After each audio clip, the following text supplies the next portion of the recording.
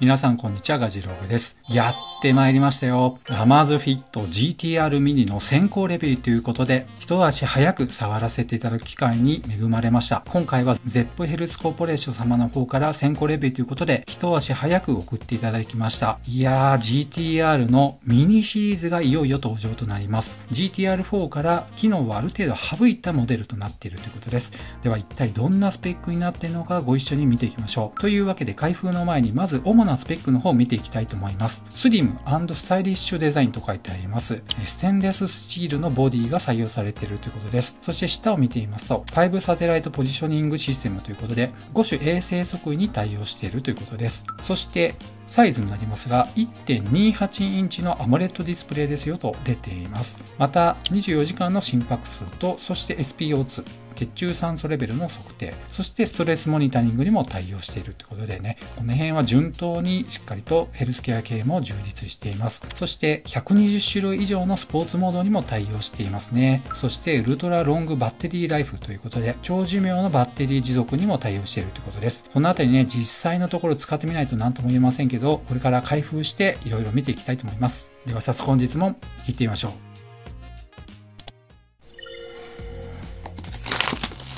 ではオープン。いいですね。Up Your Game と出ています。一瞬でね、こう持って分かったんですけども、めちゃめちゃ軽いです。見た目に反してすごい軽量だなっていうのを感じます。内容物の方はですね、この3点になっていました。ウォッチ本体とユーザーマニュアル、そしてこちらが充電ケーブルになっています。おなじみのデザインになっていますね。そして USB-A の充電ポートになっています。そしてユーザーガイドになりますが、ほんの数ページだけ日本語で書かれています。はい、というわけでお待たせいたしました。早速本体の方を見ていきましょう。ではこの Up Your Game の保護シートを剥がしたいと思います。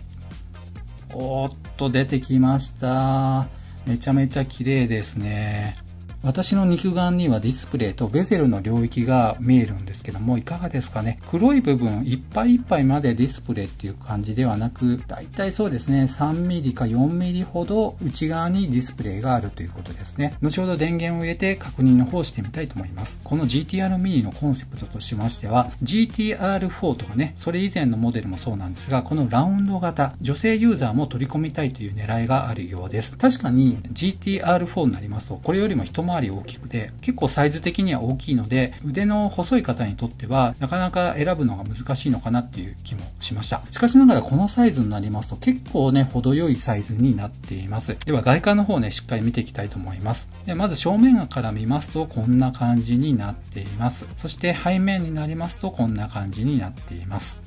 オーシャンブルーというカラーリングなんですけども、このバンドと、そしてこの背面のボディの部分ですけども、なかなかちょっとこう表現が難しいカラーリングですね。そしてこちらのベゼルなんですけども、ステンレススチールになっているということですので、めちゃめちゃね、丈夫になっているということです。そして横から見ますとこんな感じになっています。おなじみのロゴマークがサイドボタンにプリントされています。そしてベルトのね、質感になりますが、こんな感じで結構柔らかめですね。厚みはそんなにないかなという感じです。そしてバンドはクイックリリースタイプになっていますので、簡単にね、取り外しができるようになっています。この金具の部分を爪で引っ掛けると、はい、簡単にね、このように外すことができます。ちなみにバンド幅を見ていただきますと 20mm になっています。ですので、こちらのね、Amazfit GTS4 mini の同じバンドのサイズになっていますので、互換性があるっていうことがわかります。このボディの直径になりますけど、だいたい42から 43mm になっています。そしてこちら測ってもやっぱり同じですね。横も縦も同じ長さになっています。42mm から 43mm という感じです。厚みになりますが約 10mm という感じですね。では次に重さの方も測ってみたいと思います。こちらのスケールで測ってみた場合 36.7g になっています。ちなみにバンドをすでに書いてありますけども、 Amazfit GTS4 mini は 34.7g になっていますので、だいたい同じという感じですね。ではいよいよね、電源の方を投入してみたいと思います。長押しをして離しますと電源が入りました。 ZEPOS が起動してきました。ちなみにシステム言語に関しましてはちゃんとね、日本語も対応しています。そうしましたら ZEP アプリをダウンロードしてくださいねと案内が出てきました。 QR コードが出てきましたので、これからペアリングをしてみたいと思います。というわけでペアリングが完了して今使えるようになりましたけど、こちらの文字盤と同じものが表示されています。かっこいいですね。そしてめちゃめちゃ綺麗ですね。やっぱり見た感じ、この丸型とスクエア型の明らかな違いというのは、より時計っぽいなっていうのをすごく感じます。ではね、ファーストタッチということで、早速ね、動作感を見ていきたいと思います。まず左右のスワイプですけども、いかがでしょうか？感覚的にはめちゃめちゃ滑らかですね。そして画面がめちゃめちゃ大きく感じます。はい。すごく滑らかです。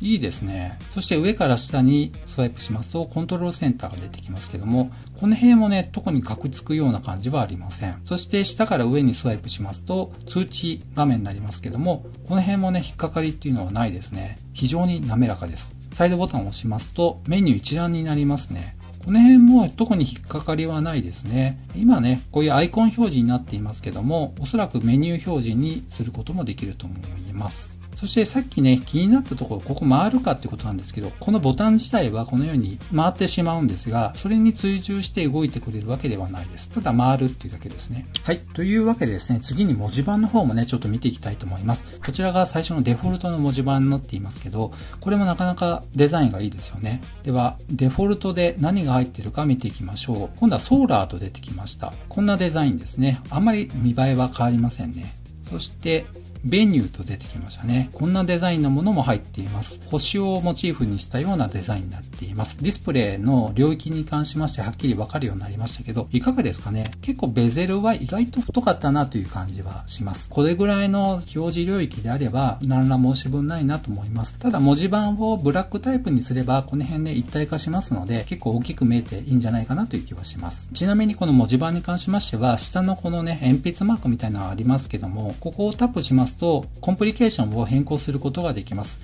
ちょうど Apple Watch でね、やっているような作業になりますけども、例えばここのね、月相と書いてありますけども、タップしますと、バッテリー残量に変更することができたり、また天気の表示ですね、できますし、また PAI やスタンド、立つですね、消費、心拍数の表示もできるようになっています。下の部分も同じように、同じね、バリエーションで表示変更ができるようになっています。そうしますとね、先ほど書いたところが心拍数の表示に変わりました。それでは、これからしばらく使ってみた上で、ファーストインプレッションをお届けしたいと思います。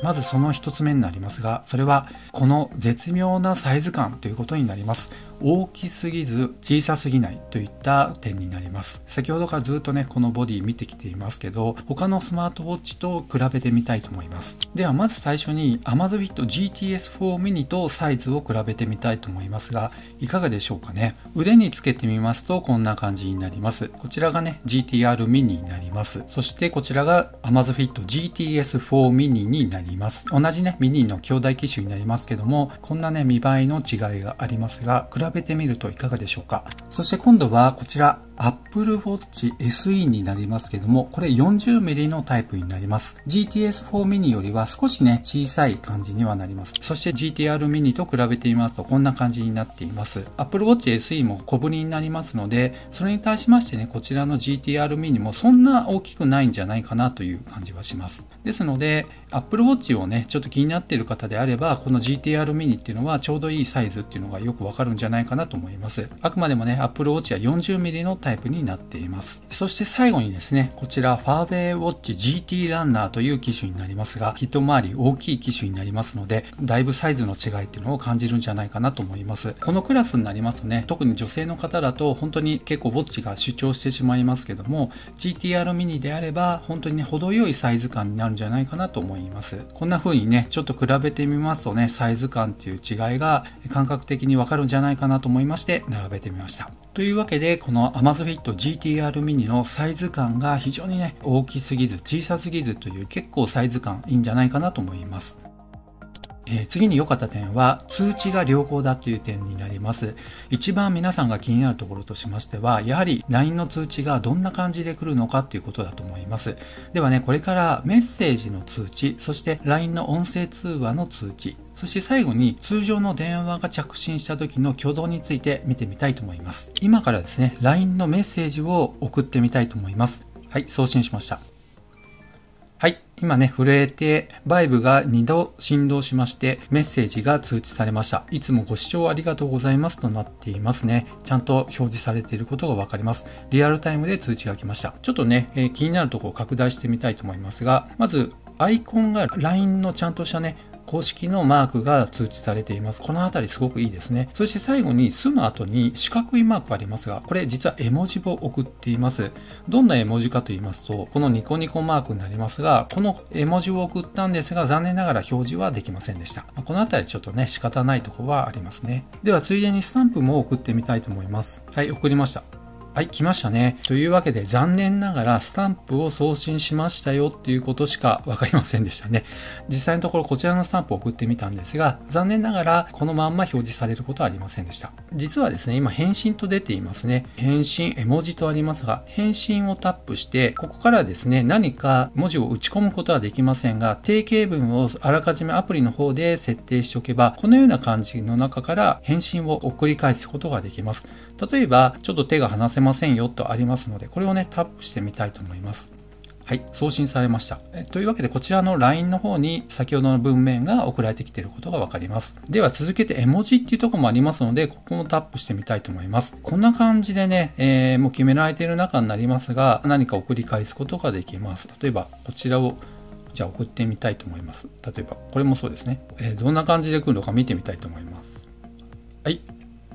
来ましたね。まんま送ったものがちゃんとね、表示されています。というわけで、簡単なものであれば、GTR mini の方から LINE の返信ができるってことが分かりました。この辺はね、すごくいいですよね。使い勝手がいいなと思います。では、次に音声通話の着信もどんな挙動になるのかを見ていきたいと思います。はい、今発信しました。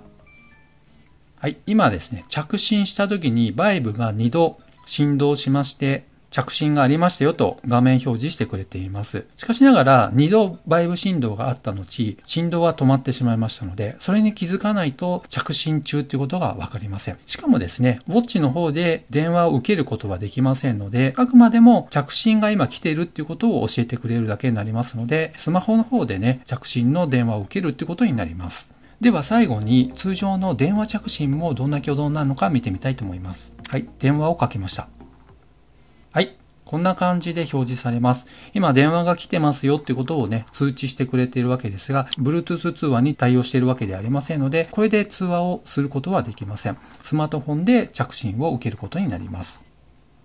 というわけで、主に LINE の通知に関しましてね、見てきましたけど、いかがだったでしょうか。もうほとんどの方は今 LINE で済ましている方も多いと思いますので、これぐらい使えればね、上等じゃないかなという気はします。そして通知に関しましてね、今メルカリがちょうど飛んできましたけど、こんな感じで表示されます。フォローしている方が出品した時にね、こんな感じで来るんですが、メルカリのアイコンは残念ながら表示されませんでしたね。この辺はちょっとね、対応しているものとしていないものがあるってことは踏まえておいた方がいいと思います。では次のね、良かった点になりますが、それはバッテリー持ちに関してですね。ここもね、気になるところじゃないかなと思います。今ね、お見せしていますのが、私の現在の設定になります。ヘルスケア系は、スタンドですね。1時間ごとになるべく立ってくださいねっていう通知。これはオフになっています。そして、ストレス測定も私はいつもね、オフにしています。ほとんど多分バッテリー持ちには影響しないんじゃないかなと思いますけど、スタンドと、そしてストレス測定に関しましては、オフになっています。そして、ほぼ毎日になりますが、GPS を使った屋外ウォーキングを1時間ほどしているんですけども、それを使った上で1日あたりどれぐらい減るかということになります。まず最初にですね、AOD をオンにしたとき、バッテリーがどんな感じで減っていくのかご覧ください。100% 満充電になっている状態から24時間後になりますが、残量が 88% になっています。前日差は 12% です。続けていきますと、2日目ですね、68%、3日目 43%、4日目 21%、そして5日目の11時30分に電池がなくなりました。これを平均していきますと、1日あたり約 20% の電池の消耗になりました。ということで、結果としましては AOD を使った場合は約5日間ほどのバッテリー持ちになりました。どうですかね、これなかなかいいんじゃないかなという気はします。バッテリーの容量が 280mAh のことを考えてみますと、めちゃめちゃ省エネかなというふうに思います。そして次に常時点灯モードですね。AOD をオフにした場合のバッテリー消費になりますが、3 3日間検証してみた上での結果になります。まず1日目ね、満充電からスタートして24時間後 95% の残量です。前日差は 5% になっています。2日目は 85%、3日目に 77% というふうに残量が残っています。これはですね、やはり同じ条件になりますが、1日あたり 7% ほどの消費ということになりました。ということで、ざっくりですけども、14日間のバッテリー持ちっていうふうに計算として割り出すことができます。ということで、高消値の標準的な使い方であれば、約14日間っていうのとほとんど同じになりますので、スペック値と近かったっていうのがすごい良かったなと思いますし、通常ね、2週間持てば何の不自由もないのかなというふうに思います。そういった意味でバッテリーの持ちに関しましては、ほとんど問題ないし、今まで他のスマートウォッチを使ってバッテリー毎日充電していたとかね、2、3日に一度だったという方であればね、1週間以上は余裕で持つということを考えると使い勝手はいいんじゃないかなと思います。ちなみになりますが、時計モードというものが搭載されています。使い方としましては、この機能のとこですね、こっちから押していただいてもいいんですが、ここに個人設定というところがありまして、この中に省電力モードというのがあります。ここ開いてみますと、省電力モードと、そして時計モードというのがありまして、この時計モードは時間のみ表示とありますね。これをちょっとオンにしてみたいと思います。ウォッチは時間表示と歩数や基本睡眠情報の記録のみで使用します。有効にしますかとありますので、オンにしたいと思います。そうしますとね、こんな画面に切り替わりました。バッテリー表示と、そして時計と日付、そして歩数表示ですね。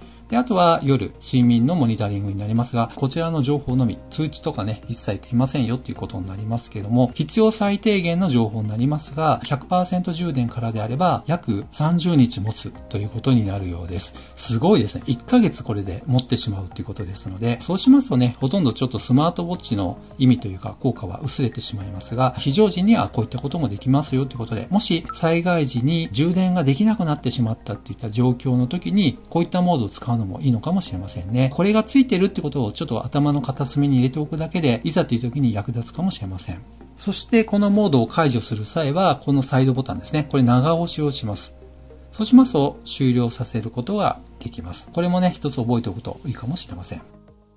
次は、屋外ウォーキングをした時の GPS の精度と、そして歩数精度に関してちょっと情報をお伝えしたいと思います。この辺もね、非常に良好だったので含めさせていただきます。実はですね、先ほどお見せしましたファーウェイウォッチ GT ランナーと同時に装着して同じコースを歩いてみました。その上でのデータになりますが、こちらに今表示させていただいています。まず、ウォーキングのデータを見ていただきますと、距離、カロリー、歩数のデータになります。どちらも GPS は搭載されています。距離に関しましては、GT ランナーの方は 4.79 キロと出ています。GTR ミニに関しましては 4.84 キロとなっていまして、だいたい50メートルの誤差が出ていますね。5キロを歩いて50メートルの誤差であれば、結構優秀じゃないかなという気はします。そして、極めつけになりますけども、歩数になります。ファーウェイは6576歩になっています。それに対しまして GTR ミニ、すごいですね。6571歩と出ています。同じ距離で同時に終了させているんですが、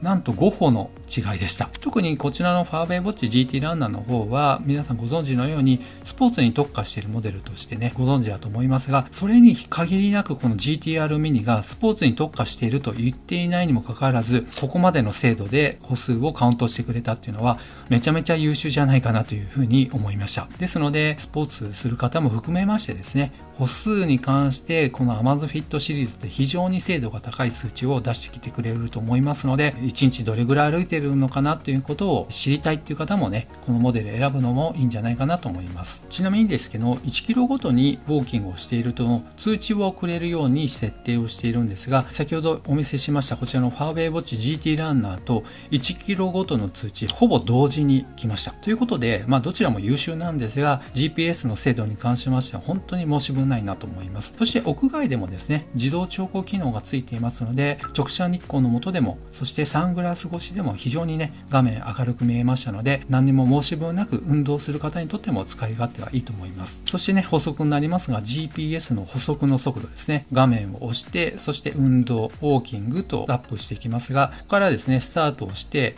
GPS の測位中ですよと出ていますが、これ GO によくしてしまうんですけど、こっからだいたいそうですね、10秒以内には補足してくれるかなという気はします。結構ひどい機種になりますとね、1分ぐらい補足してくれないということもありますので、なるべく早くね、もう今、これ屋内でこんな感じで受信していますので、めちゃめちゃ早いんじゃないかなと思います。そして次の良かった点は、それはやっぱりね、サイドボタン長押しのこのショートカットになります。これは好きな機能に割り当てをすることができるんですけど、例えば私は長押しをしますと、このようにカウントダウンとありますが、これ実はタイマーのことなんですね。タイマーを結構多用するともう何度もお伝えしていますけども、結構ね、選択をして30分待つよって言った時にこれを使います。タイマーにこのサイドボタン長押しでアクセスすることがね、簡単にできるので、めちゃめちゃ便利で助かっています。これで終了させて、またここを押せばね、戻ることができます。で、この機能はですね、好きなものに変更することができます。ZEP アプリの中のスマートウォッチの設定っていうのがあるんですね。で、その中に側面のボタン長押しというものがあります。これを押しますと、こんな感じで出てきます。今、カウントダウンですね。これタイマーになりますが、いろんな種類に割り当てを変えることができますので、この中に自分にとってね、一番よく使う機能っていうのがあれば、それに変更するのがいいんじゃないかなと思います。ほぼね、この GTR mini で使える機能を割り当てることができますので、不自由しないかなと思います。